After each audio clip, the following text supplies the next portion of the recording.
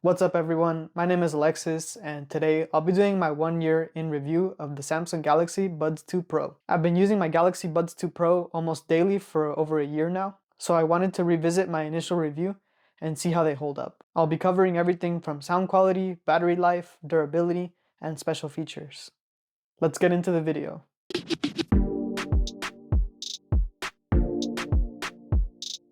Unboxing and first impressions. I first purchased my Galaxy Buds 2 Pro around September of 2022, and that's when I did the initial unboxing and review.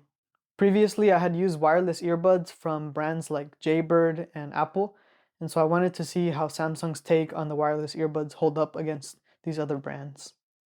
During my initial testing of the earbuds, I found that they work seamlessly with my other Samsung devices, like my phone and tablet. I remember that the initial pairing process was also super easy. It kind of reminded me of the pairing process on the Apple AirPods, that it just pairs really easily. I was quite happy with the earbuds at the time, but now after a year, there are some things that I like and some things that I dislike. Sound quality. Like I mentioned previously, I've been using these earbuds on a daily basis for everything from listening to podcasts or music to watching YouTube and making phone calls. Overall, I would say that I'm really happy with the sound quality on the Buds 2 Pro.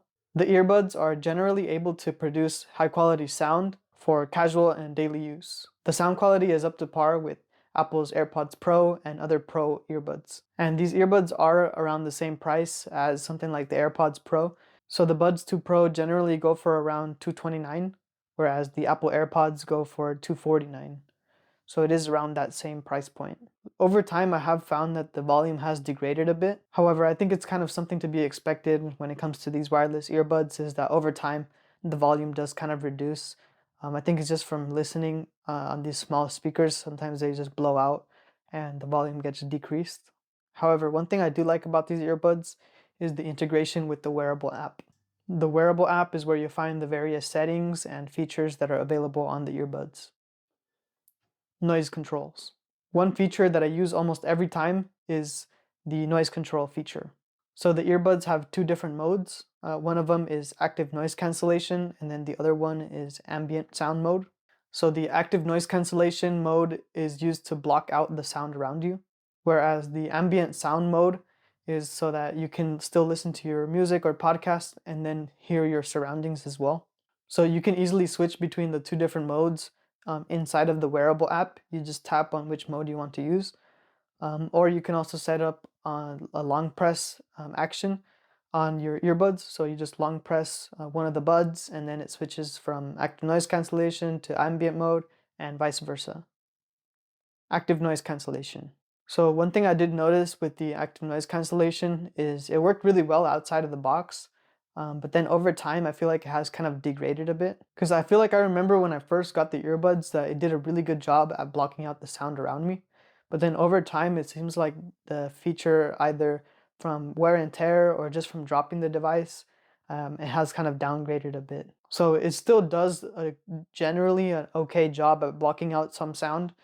But being that I've dropped the device a couple times, and also the seal is not always going to give you a perfect seal in the ear. So I think that kind of has to do with the reason why the active noise cancellation is not as good as it used to be. So I think just general wear and tear and also the fit in the ear has a lot to do with how good the active noise cancellation is going to be. So one of the factors being the ear tips. Sometimes you don't get like a proper seal in the ear, and so I think that could have something to do with it. The active noise cancellation does work at a basic level. However, when it comes to like louder sounds, sometimes it doesn't do a great job at blocking them out. So this is something that I would like to see improve in the next generation earbuds. Ambient sound.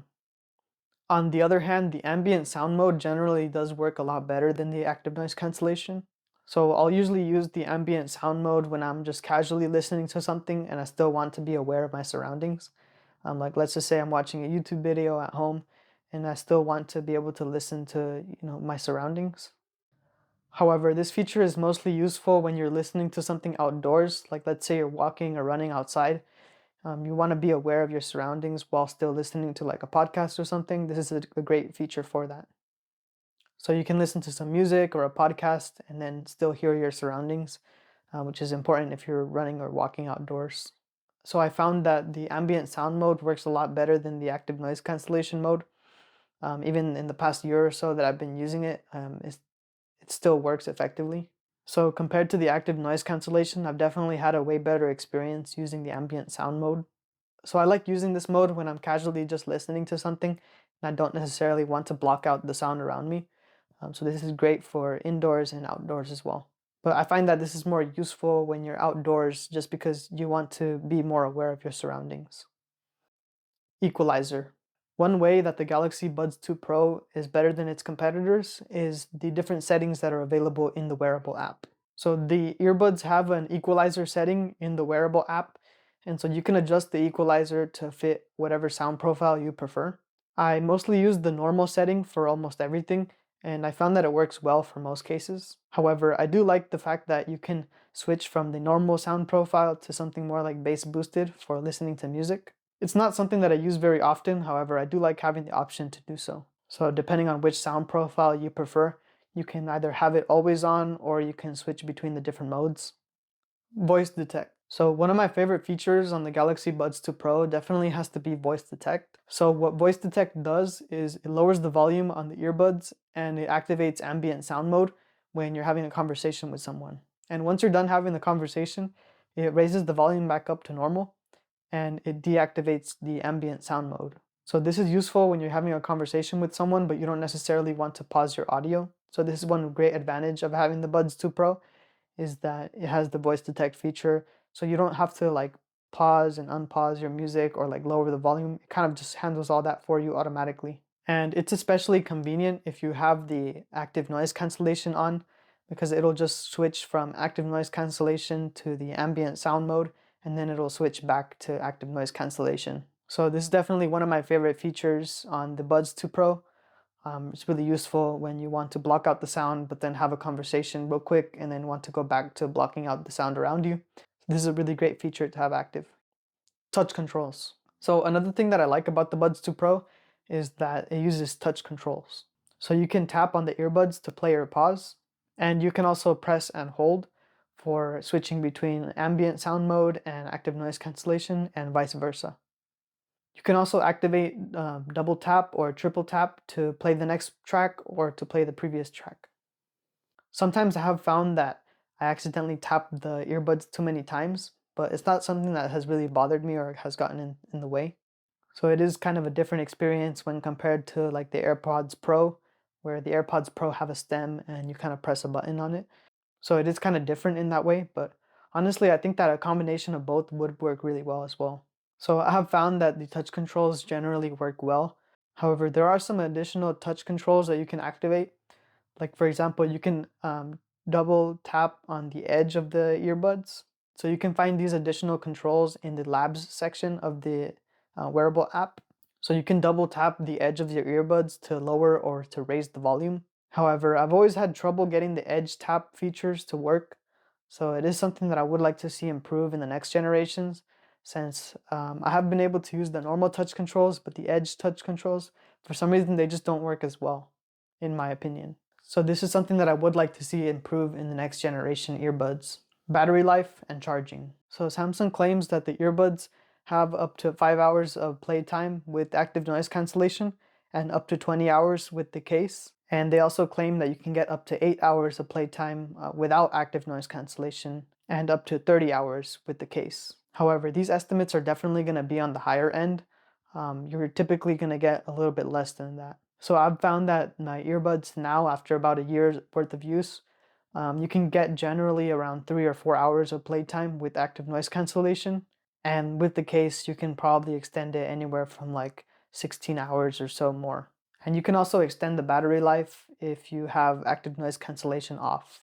So I can easily go about 2 days of normal use without having to charge the case. However, if I'm using the earbuds a lot heavier and with the active noise cancellation, then I do have to charge it on a daily basis. So even though the battery, it does kind of get depleted pretty fast when compared to when I just first got it, the case does a good job at holding a charge and it does a relatively good job at recharging fast. And I like that the case gives you the option of plugging in a cable or doing the Qi wireless charging. The Qi wireless charging is a lot slower than charging with the cable, but I like that it gives you the option to do so anyway. Additionally, the charging case has two LEDs that display battery information. And I like the fact that it has two separate LEDs because it kind of gives you more information about the battery life at a glance. So the first LED is on the outside of the case, and it'll be either green, yellow, or red, depending on how much battery the charging case has. And then the second LED, you can find it on the inside of the case. And so this one would either be red or green, depending on if the earbuds are fully charged or not. So rather than having to check on the app or on your phone every single time, you can just look at the charging case or look at the inside and then get a better idea of how much charge your earbuds have. Seamless connectivity. So one thing I do like about the earbuds is the seamless connectivity when it comes to switching between different devices. So for example, sometimes I'll have my earbuds paired to my Samsung tablet and I'll be watching a YouTube video, and then all of a sudden I'll get a phone call on my phone. So I can go to my phone, I answer the phone call, and then the earbuds will automatically switch from the tablet to my phone. And then at that point, once I am finished with the phone call and I hang up, then they automatically switch back to the tablet and they continue watching the YouTube video. So this is honestly a really helpful feature, so that you don't have to be like unpairing and repairing with like different devices. It seamlessly does it within the Samsung ecosystem. So this is one of the advantages of having these earbuds, is that it works well if you have multiple Samsung devices.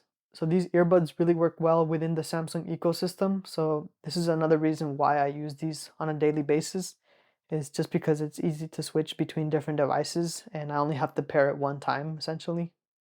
So as of right now, I do use my tablet and my phone on a daily basis. So being able to seamlessly switch between the two devices is really important for me. And so the earbuds allow you to do that very seamlessly. Charging case. So overall, I find that the charging case gets the job done.